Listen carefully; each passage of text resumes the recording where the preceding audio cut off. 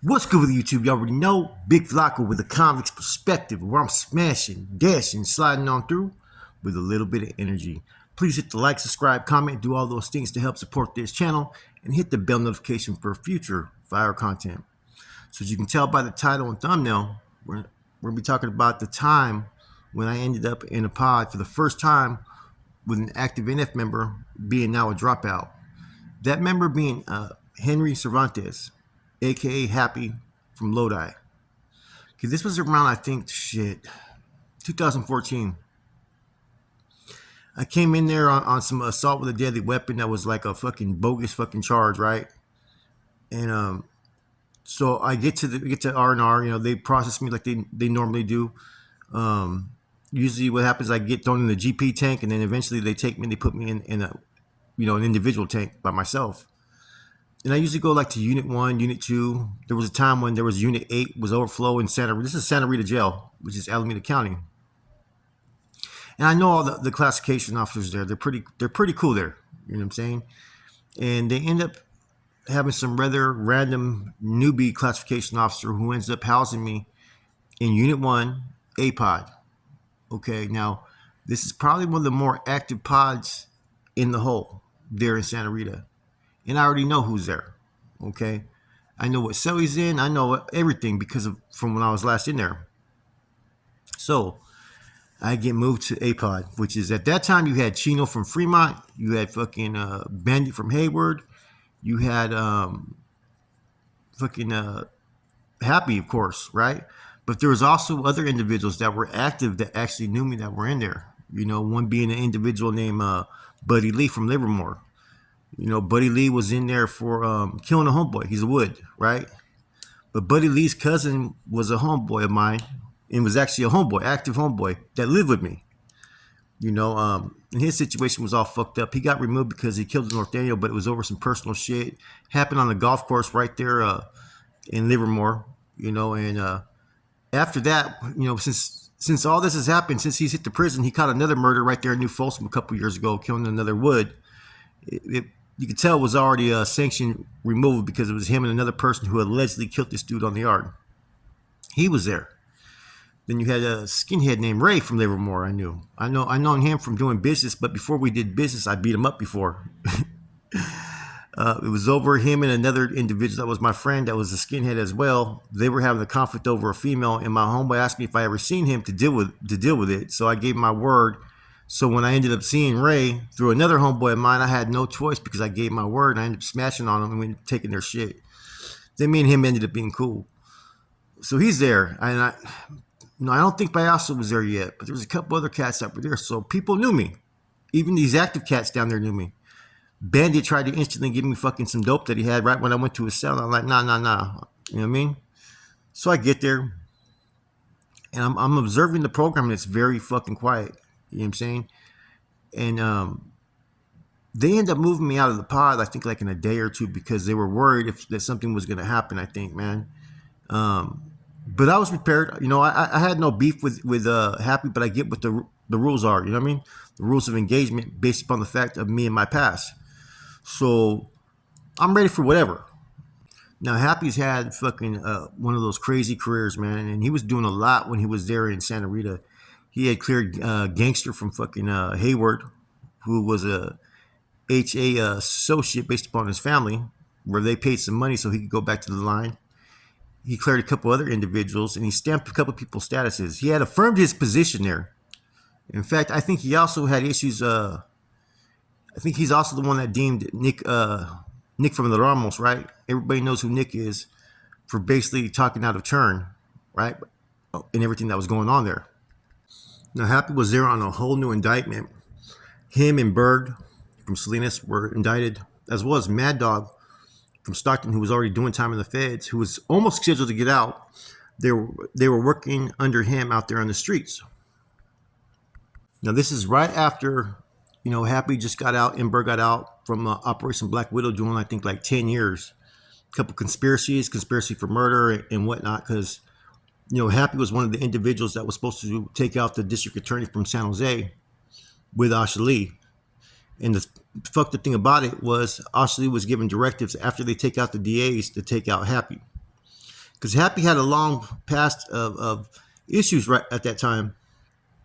Happy's a straight gangster, but he always had a problem with using drugs, and that's always been the issue that was going on with him way in the past. I mean, back in DVI, you had bros that were removing him from the yard because of past actions, and there was a filter out there at one time that he was deemed no good. He somehow made it back. You know what I'm saying? And not that I ever heard of him doing anything faulty or anything. I think it was always the drug use that always used to come back and, pretty much hurt him. So he's also in there on in they tied in two murders into that case that allegedly Happy had done, they say, right? But the situation apparently those murderers were basically retaliation for what those people had done. They had victimized Happy's sister, broke her legs, threw her out a window, did some fucked up shit to her. And so Happy was basically doing what any brother would have done, which was avenge his family.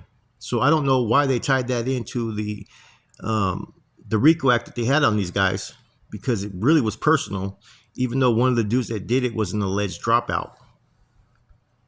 At that time, Happy and Bird were actually supposed to be in charge of just the Bay Area regiments. But Bird started to migrate into other areas, man. I think he went all the way up to fucking Reading and stuff and started a soap shop up there. And that time that was supposed to be Flacos Ibiate's areas. So certain Cs were infringing on different territories. And then they also had a working relationship with San Jose. They started to, move into San Jose territories. And that's when you had fucking Spider from Sakura was also out, plugged in with the feds. And he was starting to, expand the territory for the feds out there in the streets and working with some people who came out from the state, like Pizza. But like I said, it was the feds were slowly starting to try to take control of certain areas that originally they weren't supposed to have, with a pending agreement or what the state felt. As far as his past history, he's been around doing time and he was about that action. You know what I'm saying? He had some issues back in the 90s, but he cleared those up. And like I said, the drugs have always been his setback, and everybody knows that. So, classification officers and the correctional officers there, or sheriffs, whatever you want to call them, they respected Happy. They respected Happy enough that before they sent people out from the hole to the main line, they would sometimes get at them saying, "Hey, I heard that you cleared this individual. Can he go out there?" And Happy would never say yes, give them a yes answer, but he would sit there and say something to the extent of, "I don't anticipate him having any problems." Now, that's the one thing about Happy and Bird, I'll say, right, is that they had a couple of co-defendants, and I talked to a couple of them, you know what I'm saying, and I asked them if they were allowed to take pleas. And that's the one thing that Happy and Bird said: if you guys can take pleas to get lower time, go ahead, by all means, handle your business. You know what I'm saying? Which a lot of times when there's federal court cases, they don't, they won't allow you, the NF, right, to take deals until everybody's ready, because sometimes taking a deal could fuck up everybody else's case. Now, at that moment, I had only mainly talked to Chino and Bandit in that pod, and then I get moved out. So I was going to talk to Happy a little bit. I was going to pick his ear a little bit about what was going on. It's not uncommon for someone who's a dropout, talking to someone who's active, because they're going to pick my brain. You know what I'm saying? But I'm going to also pick his brain. So I ended up getting moved out. You know what I'm saying? The classification said, I don't know why we even put you up in there. Because based upon the fact anything can happen, it's a liability. They know who I am. I know who they are. If something happens, hey, it's on them. I wasn't tripping off being there. But it was kind of interesting, though, because they really didn't have a program per se, how homeboys kind of function. And that kind of reminded me when I was with Chuco for like 6 months in Little Max. We never did collection. We never did anything. We didn't even have household policies, but we knew what we needed to do, right? So anyways, so I'm there, and then next thing you know, I get a kite from Payaso from Fremont. Said, "Oh, it's a good thing you got moved out of that pod and stuff, and this and that." I wasn't tripping off fucking Happy, man. I know Happy's a gangster, but still at the same time, I'm not tripping off the old man. And that's as much respect as I can put behind what I really was saying, So eventually, I go to court. And all my charges have been dropped. I've been charged with assault with a deadly weapon, all kinds of bullshit. It was a bogus case, man, and it was even in the newspaper, right? About me fucking something happened with my brother and his old lady at the time, and mine and my old lady, and the broad got mad because I kicked her out the house, and she got caught with drugs later on and tried to put some fucking story on me because the cops wanted to arrest me out there in the streets. So they tried to arrest me on some bogus fucking charges, and then I had everything dropped. but they wanted me to admit to a probation violation, which I was like, fuck it. So I was getting out. So I went to court. I went to court, came back, you know, pretty much was leaving all my canteen. And I'd only been there for maybe about a week or so. And then I get a visit. So I go to my visit, and then next to me is Happy, right? And we're like the only ones there getting a visit. So after our visit, right, is over, the visitors leave. They end up leaving us there for about fucking 45 minutes. 45 minutes. So that's when I got to engage in a conversation with Happy. And he didn't say anything that he shouldn't have said. I'll say that first and foremost. You know, he talked about, he told me straight up, he goes, hey, Bandit had left, you know, to San Quentin or something like that, which I guess he knew from Bandit that me and Bandit had a rapport, and that part of my family was kind of associated with Bandit because he was in a relationship with some chick that's kind of related to me out there in Oakland, right? And I got to tell Happy, you know, hey, like, yeah, I'm going out. I've been facing nothing but bogus charges out here on the streets, and I'm like, man, this shit isn't the same. And I'm just, you know, talking regular conversations, man. And you know, he looked at me. He goes, man, he goes, I think he sincerely meant this when he said this. He goes, man, best of luck out there, man. Best of luck. And then he dazed off. He was in a daze for a second, and it seemed like he was thinking about that he was never going to see the streets. And then he snapped out of it. He says, yeah, I'm not ever going home again. And then I told Happy, I go, hey, man, I go, in light of what happened with me, right, in my situation, I said, I'm not against the carnales. I told him. I said, you know, this was personal between me and these ones right here because of shit that happened with my family. And then he pretty much looked at me and goes, I know. Which I know if he's confronted, you know, of course he's going to have to do what he has to do. You get what I'm saying? But I think I kind of let him know basically at that point, you know, briefly what had happened with me and why I'm in my stance in position where I'm at today. And that, you know, him and the Carnales, that they're not my enemies. You know what I'm saying? This was personal between me and homeboy. And I said, and there was no outlet for me to reach out to fucking fix my situation. I told him. In other words, there was no one that could sit there and say, hey, man, this is what happened. Motherfuckers is abusing his authority. And this isn't right. And he knew that because at that time it was like 2005 or 6. And at that time, everybody had been sentenced and was in the feds. You know, and then everybody had got locked up around that time. It kind of changed everything to where the communication was starting to slowly deteriorate. You know, at first I could have had communication, but then that route fucking died down by 2006.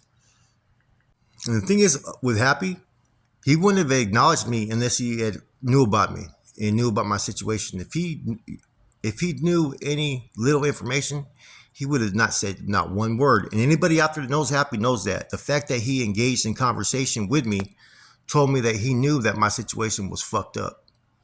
You know, so at that time we were in there, we were just bullshitting, and you know, he went his way and I went my way, and he told me best of luck because he knew I was getting out, like I told you. And that was my extent of doing time with Happy as a dropout in the same pod. Now I've been around insoldados, right, in pods, right, but a lot of them that I ran into in the pods, they were not up to par, man. Like as far as how I'm used to it, you know. You know, in fact, one of them, the first thing he asked me was, do I have any drugs? I was like, fuck, what kind of question is that? This is the first question you're asking me. Do I have any drugs? I'm like, wow. And this is supposed to be an insoldado. Other than that, the conversation we had was, let's just say, interesting. With that said, man, Flacco, from a convict's perspective, I'm out.